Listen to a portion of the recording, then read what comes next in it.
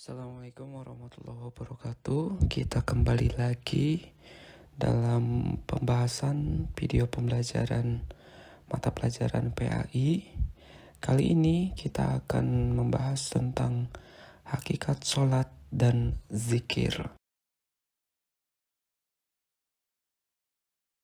Baik, untuk yang pertama kita akan membahas tentang sholat terlebih dahulu. Pembahasan tentang sholat yang pertama itu adalah pengertian dari sholat itu sendiri dan dalil perintah untuk melaksanakan sholat. Pengertian dari sholat. Sholat secara bahasa berarti doa. Sedangkan menurut istilah, sholat merupakan seluruh perbuatan dan ucapan yang dimulai dengan takbiratul ihram dan diakhiri dengan salam. Dalil perintah melaksanakan sholat. Dalil perintah melaksanakan sholat salah satunya terkandung dalam Quran surat Al-Hajj ayat 78. Di sini disajikan potongan dari Quran surat tersebut yang artinya, maka laksanakanlah sholat, tunaikanlah zakat, dan berpegang teguhlah kepada Allah. Dialah pelindungmu, Dia sebaik-baik pelindung dan sebaik-baik penolong. Ketentuan pelaksanaan sholat. Maksud dari syarat wajib sholat berarti harus ada beberapa poin yang harus dipenuhi oleh seseorang ketika hendak melaksanakan sholat. Yang pertama adalah beragama Islam. Maksud dari beragama Islam di sini berarti seseorang tersebut sudah bersyahadat, sudah bersaksi bahwasannya tiada Tuhan selain Allah, dan bersaksi juga bahwasannya Nabi Muhammad Sallallahu Alaihi Wasallam adalah utusan Allah. Kemudian yang kedua adalah berusia sudah mencapai baligh. Baligh bila seorang laki-laki sudah keluar yang namanya air mani atau sperma. Sedangkan ukuran baligh bagi perempuan adalah keluarnya darah haid dari kemaluannya. Dan yang terakhir, syarat wajib sholat adalah berakal. Maksud di sini berakal berarti tidak gila. Syarat sah sholat. Untuk syarat sah sholat yang pertama adalah mengetahui bahwa sudah masuk waktu sholat yang ditandai dengan adzan. Kemudian syarat sah sholat yang kedua adalah suci dari hadas dan najis, baik pada badan, pakaian, maupun tempat. Kemudian yang ketiga adalah menutup aurat. Dan yang keempat adalah menghadap kiblat. Yang pertama adalah niat. Niat di sini diucapkan oleh lisan dan diucapkan juga di dalam hati. Kemudian yang kedua adalah berdiri jika mampu. Pertanyaannya, apabila tidak mampu berdiri, maka diperbolehkan untuk duduk. Apabila tidak mampu duduk, boleh dilakukan dengan posisi berbaring. Kemudian yang selanjutnya adalah takbiratul ihram.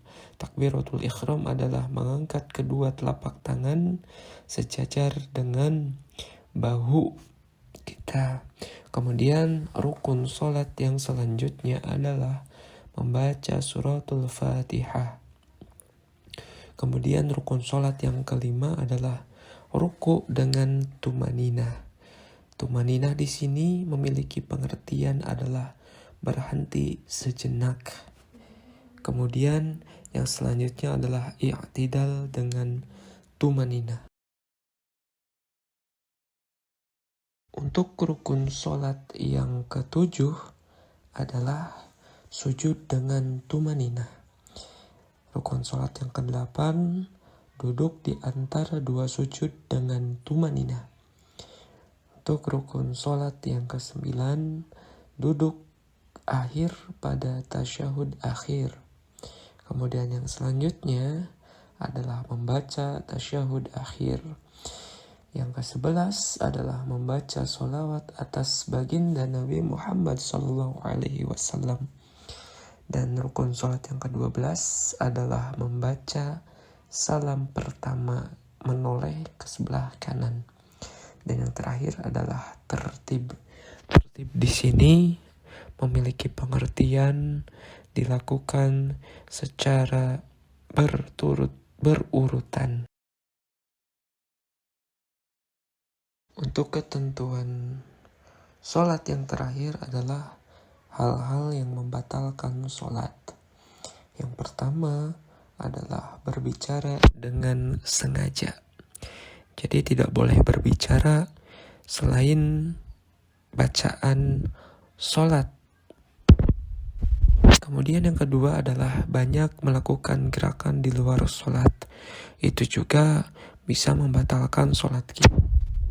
Kemudian yang ketiga, berhadas saat melaksanakan sholat. Contohnya seperti kentut ketika melaksanakan sholat itu. Kemudian yang keempat, menempelnya najis di badan, pakaian, dan tempat sholat. Sholat, tiba-tiba ada cicak di atas tempat kita sholat, kemudian cicak tersebut mengeluarkan kotorannya. Maka ketika hal tersebut terjadi, kita hendaknya berhenti melaksanakan sholat tersebut, kemudian membersihkan tempat sholat, pakaian atau badan kita yang terkena kotoran cicak tersebut, kemudian melaksanakan ulang sholat yang telah kita laksanakan. Kemudian hal-hal yang membatalkan sholat yang kelima adalah terbukanya aurat. Mau disengaja ataupun tidak sengaja, tetap hal tersebut dapat membatalkan sholat. Yang keenam adalah mengubah niat. Dan yang ketujuh adalah berpaling dari kiblat. Yang kedelapan, makan dan minum ketika sholat. Pertanyaannya, apakah bisa ketika sholat makan ataupun minum? Jawabannya bisa. Bapak kasih contoh. Contohnya ketika sholat ada daging nyelip di gigi kita, kemudian kita sadar akan hal tersebut, kemudian kita mencoba untuk mengeluarkan potongan daging yang menyelip di gigi kita, kemudian setelah terambil, kemudian kalian makan. Nah, itu contoh dari makan ataupun minum ketika sholat. Tentunya bisa membatalkan sholat kalian. Kemudian yang ke-9, hal-hal yang membatalkan sholat adalah tertawa.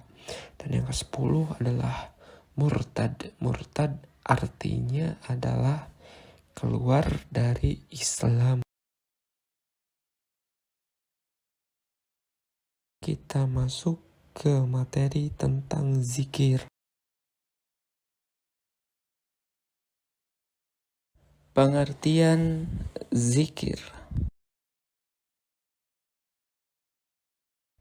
Zikir artinya mengingat dan memuji Allah Subhanahu wa Ta'ala secara terus-menerus, baik dalam hati, lisan, maupun perbuatan anggota tubuh.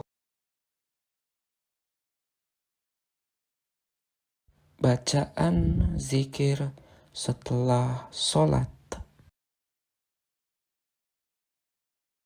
Untuk bacaan zikir yang pertama, bunyinya seperti ini. Astaghfirullahaladzim alladzi la ilaha illa huwal hayyul qayyum wa atubu ilaih, yang memiliki arti saya mohon ampun kepada Allah yang maha besar, tidak ada Tuhan melainkan Dia yang maha hidup, yang terus-menerus mengurus makhluknya, dan saya bertaubat kepadanya. Bacaan zikir yang kedua yaitu La ilaha illallah wahdahu la syarikalah lahul mulku wa lahul hamdu yuhyi wa yumitu wa huwa ala kulli syai'in qadir, yang artinya tidak ada yang berhak disembah selain Allah. Dia yang maha tunggal, tidak ada sekutu baginya. Miliknya kerajaan dan baginya segala puji, dan Dia maha kuasa. Allahumma antas salam wa minkas salam wa alaika ya'uddus salam fahayna rabbana bis salam wa adkhilnal jannata darus salam tabarakta rabbana wa ta'alaita ya dal jalali wal ikram, yang artinya ya Allah, Engkau adalah zat yang mempunyai kesejahteraan, dan daripada mula kesejahteraan itu ada, kepadamulah akan kembali lagi segala kesejahteraan itu. Maka hidupkanlah kami ya Allah dengan sejahtera, dan masukkanlah kami ke dalam surga, kampung kesejahteraan. Engkau yang kuasa memberi berkah yang banyak, dan Engkaulah yang maha tinggi, wahai zat yang memiliki keagungan dan kemuliaan. Mungkin hanya itu yang bisa disampaikan, kurang lebihnya mohon maaf. Ditutup. Wassalamualaikum warahmatullahi wabarakatuh. Sampai jumpa di kesempatan lain.